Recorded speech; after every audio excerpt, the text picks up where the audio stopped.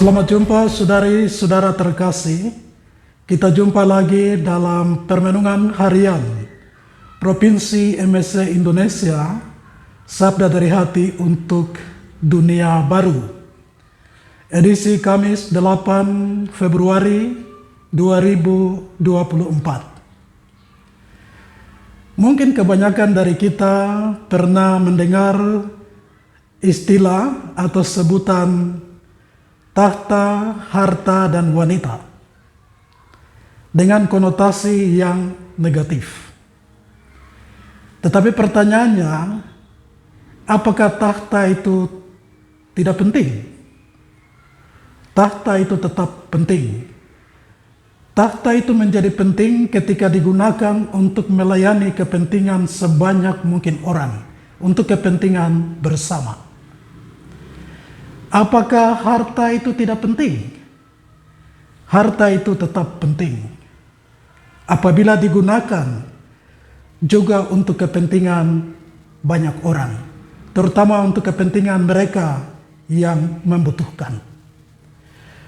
Apakah wanita itu tidak penting?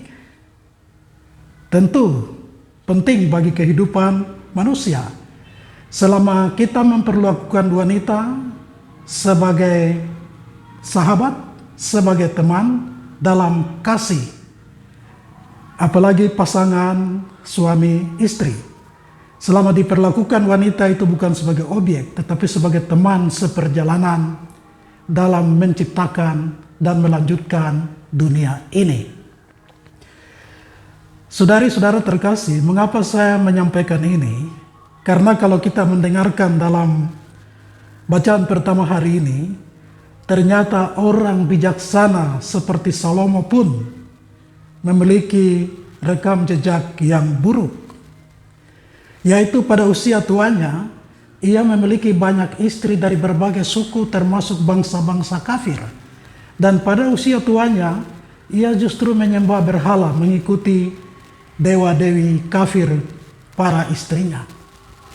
Dan itu ditegur oleh Tuhan, bahwa ia akan memberikan hukuman berupa mencerai beraikan atau membagi-bagi Israel kepada orang lain.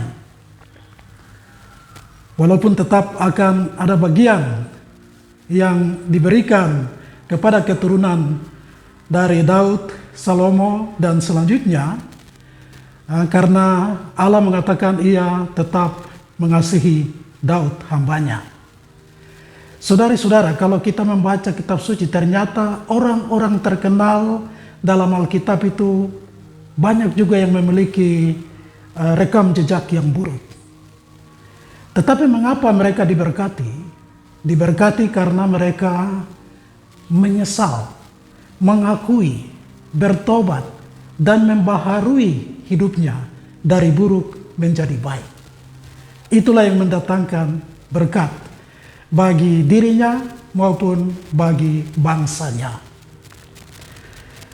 Saudari-saudara terkasih, kita juga mendengarkan dalam Injil bagaimana seorang perempuan Sirofenisia yang percaya kepada Yesus bahwa ia adalah putra Allah yang dapat menyembuhkan anaknya.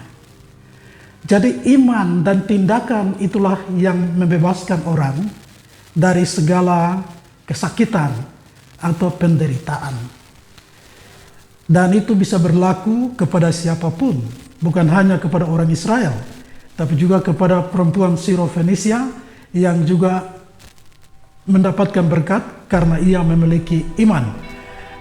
Juga termasuk kita sekalian, walaupun kita bukan keturunan darah daging dari Israel, tapi kita memiliki iman, maka kita juga berhak untuk mendapatkan rahmat itu. Asal saja ada pertobatan terus-menerus, penyesalan terus-menerus, dan juga memperbaiki terus-menerus, maka hidup itu akan diberkati. Bukan hanya dirimu, tapi juga orang-orang lain yang ada di sekitarmu, tapi juga orang-orang lain dimanapun berada. Semoga Tuhan memberkati kita semua. Amin.